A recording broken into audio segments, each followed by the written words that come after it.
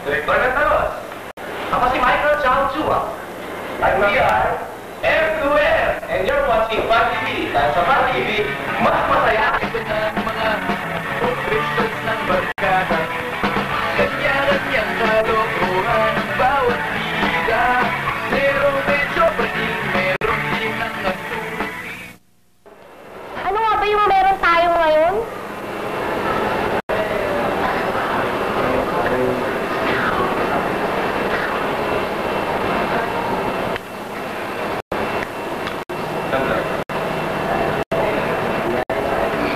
Basta, tutok ko na lang kayo.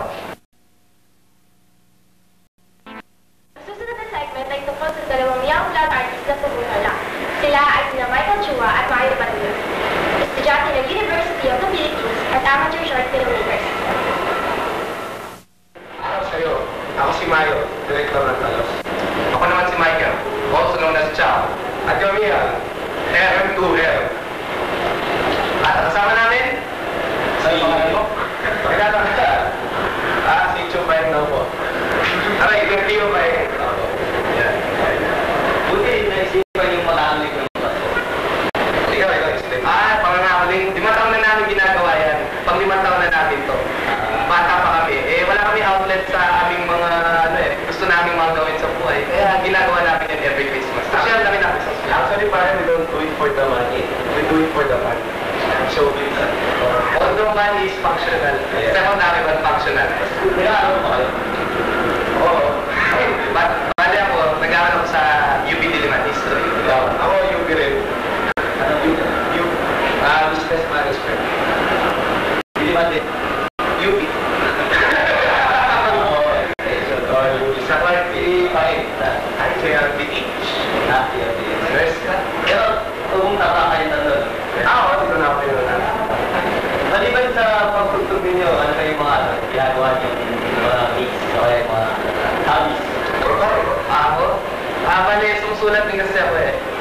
Okay. Mahilig ako sa history. Kaya history nilo ako. I write history. Lagi. Anong genre sa picture? Siguro, hindi. Bilang sa prose ako. Mga novels and ako naman, I am more into painting. I play instruments. Sometimes, at like, wala ko ba, I like playing with my wife. Kasi kaya nyo, Nag-hang out sa keyboard.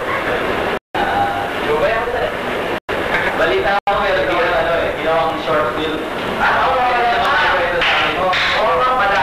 Oo, sige. Kita lang kayo sample. Ito. Yan, nasa dito. Ito siya. Title niya ay Talos. Okay. Ano ba?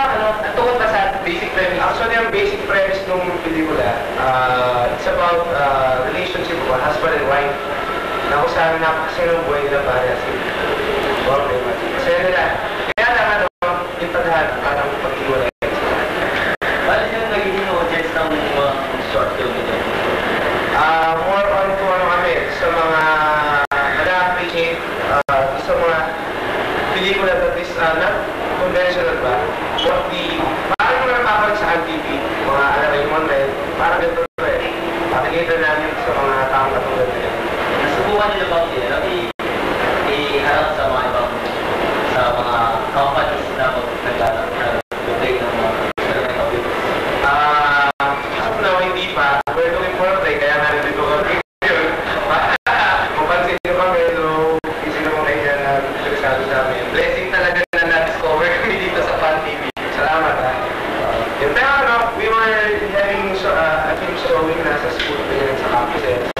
Mga kaibigan namin. Maraming nagawa, maraming nabuisit.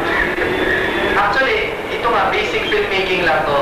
Wala siyang mga special effects kasi kami naman, wala kaming formal background sa filmmaking.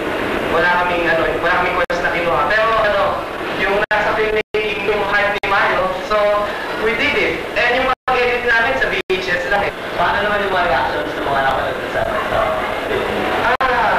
Sabi nila gano'n.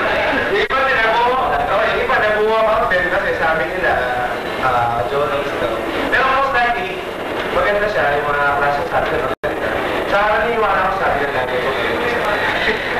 Actually, yun nga, take it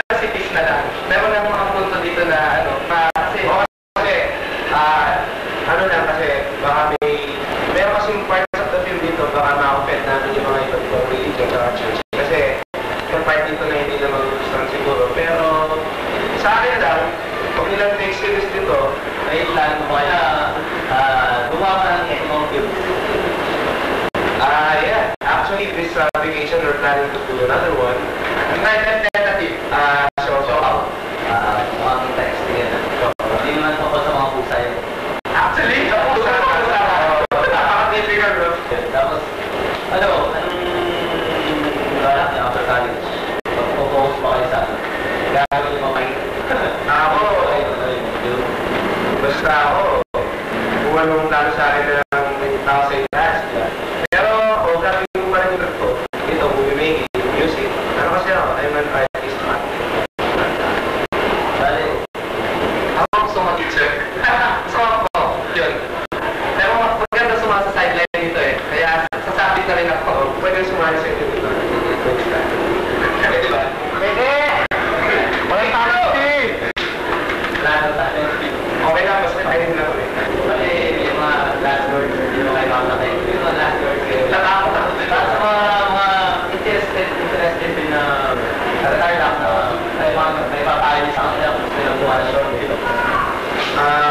Ako, bilang isang independent filmmaker, what I can say is na kung ano yung trick nyo talaga, kung ano yung passion nyo, sundin nyo yun. Kasi ito kayo mag-excel.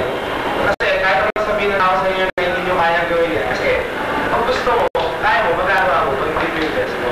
So, go for it.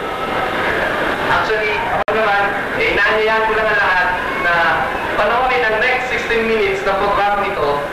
Panoorin nyo ang talos. Yan. Bale, makikita nito this week